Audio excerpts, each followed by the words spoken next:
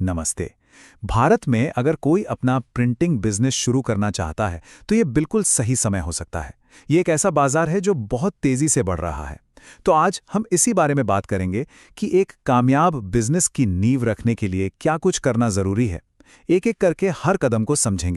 देखिए, भारत में printing industry सिर्फ काम नहीं कर रही, बल्कि ये तो रॉकेट की तरह आगे बढ़ रही है। जरा इस नंबर पे गौर कीजिए। साल 2030 तक सिर्फ डायरेक्ट टू फिल्म, जिसे डीटीएफ प्रिंटिंग कहते हैं, उसका मार्केट $380 मिलियन से भी ज्यादा का होने वाला है। ये कपड़ों पर प्रिंटिंग की एक मॉडर्न टेक्नोलॉजी है और इसमें मौका बहुत बड़ा है, जाहिर है।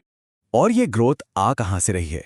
ये आ रही है हमारी रोज की जरूरतों से। सोचिए, शादी के कार्ड, त्योहारों के बैनर्स, बिजनेस के लिए विजिटिंग कार्ड्स, हर जगह अच्छी क्वालिटी की प्रिंटिंग की जरूरत पड़ती ही है। और यही वजह है कि ये एक बहुत ही स्टेबल और हमेशा डिमांड में रहने वाला बिजनेस है। तो सवाल यह है कि इस बढ़ते हुए मार्केट का फायदा उठाया कैसे जाए। जवाब है एक मजबूत प्लान, एक ब्लूप्रिंट के साथ। तो चलिए सबसे पहले बिजनेस की नींव रखने के पहले स्टेप को ही समझते हैं। देखिए, सबसे पहला और सबसे जरूरी फैसला कि बिजनेस को किस स्केल पर शुरू करना है, छोटे लेवल पर या बड़े लेवल पर। और ये पूरी तरह से इस बात पर डिपेंड करता है कि शुरुआती बजट कितना है। और यहाँ पर चुनने के लिए कुछ बहुत अलग अलग रास्ते हैं। मोटे तौर पे देखें तो दो रास्ते हैं। एक है एजेंट मॉडल। इसमें क्या होता है कि कम लागत में सिर्फ ऑर्डर पकड़े जाते हैं और प्रिंटिंग का काम किसी और बड़ी प्रेस से करवा लिया जाता है। और दूसरा रास्ता है, अगर बजट थोड़ा ज्यादा है तो क्यों ना अपनी मशीनें लगाकर एक छोटा उद्योग ही शुरू कर लिया जाए। इसमें कंट्रोल भी अपना और मुनाफा भी ज्यादा। अब रास्ता चाहे कोई भी चुने, ये 3 कदम तो बहुत ही जरूरी हैं।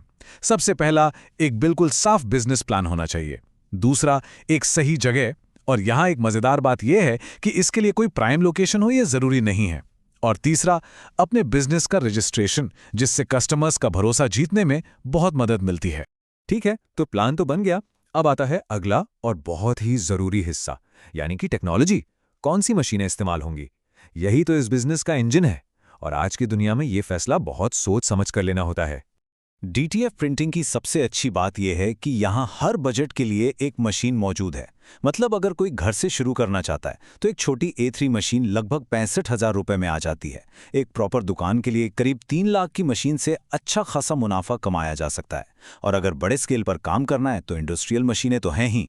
अब मशीन खरीदते वक्त सिर्फ कीमत देखना ही सब कुछ नहीं होता। असल में आफ्टर सेल्स सर्विस कैसी है, मशीन के पार्ट्स की क्वालिटी क्या है और लोकल सपोर्ट मिलेगा या नहीं, ये बातें कहीं ज्यादा जरूरी हैं। खासकर भारत के गर्म मौसम में वाइट इंक सर्कुलेशन सिस्टम जैसी चीजें प्रिंट हेड को जाम होने से बचाती हैं। और ये एक बहुत बहुत बड़ा प्लस पॉइंट है। इतना ही नहीं, प्रिंट हेड कौन सा चुनना है ये भी एक स्ट्रैटेजिक फैसला है। जैसे XP600 प्रिंट हेड है, ये शुरुआत में सस्ता पड़ता है। लेकिन जो i3200 जैसा इंडस्ट्रियल प्रिंट हेड है, वो भले ही महंगा हो पर ज्यादा लंबा चलता है, टिकाऊ है और क्वालिटी भी बेहतर देता है। तो लंबे समय में देखा जाए तो ये पैसा बचाता ही है। तो ठीक है, मशीन भी आ गई, लेकिन सही मशीन होना तो सिर्फ आधी जंग जीतने जैसा है। एक कामयाब बिजनेस चलाने के लिए ऑपरेशंस को ठीक से मैनेज करना भी उतना ही जरूरी है। तो चलिए अब इसी पर बात करते हैं। एक प्रोफेशनल प्रिंट शॉप चलाने का मतलब सिर्फ प्रिंट निकालना नहीं होता। इसका मतलब है जिम्मेदारी से काम करना। इसमें एनवायरनमेंट, हेल्थ और सेफ्टी, ये सारी चीजें भी आ जाती हैं।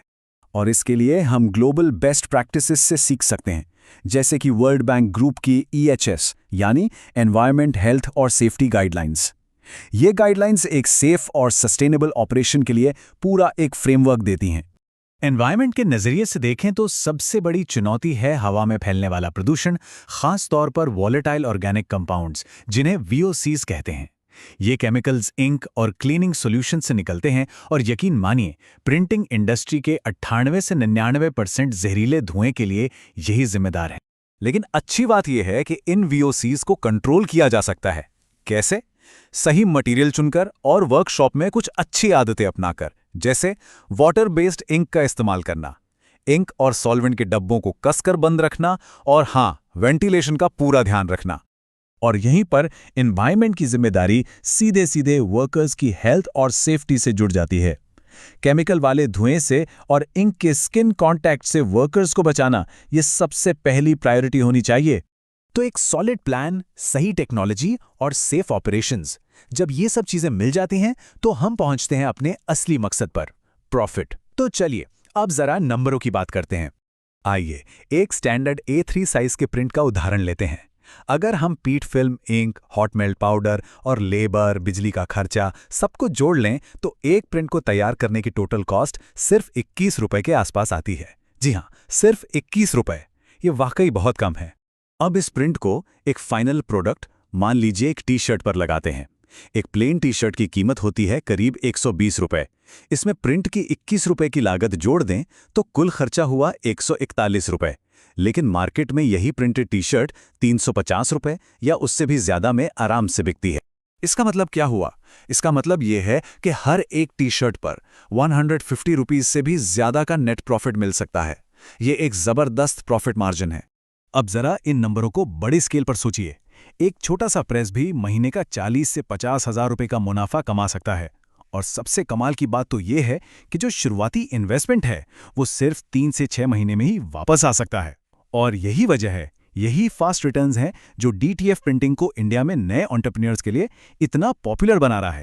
तो जो लोग पहले से इस इंडस्ट्री में हैं, उनका मैसेज बिल्कुल साफ और हौसला बढ़ाने वाला है। अगर प्लान है और इस काम को करने की इच्छा है तो फिर बिना झिझक के इसे शुरू करना चाहिए। तो देखिए, भारत में प्रिंटिंग की डिमांड लगातार बढ़ रही है। टेक्नोलॉजी पहले से कई ज्यादा आसान और सस्ती हो गई है। एक मजबूत प्लान, सही मशीनें और सेफ्टी पर ध्यान देने के साथ एक प्रॉफिटेबल और सस्टेनेबल प्रिंटिंग बिजनेस का भविष्य काफी रोशन दिखता है। अब सवाल बस ये है कि क्या ये मौका किसी के काम आ सकता है?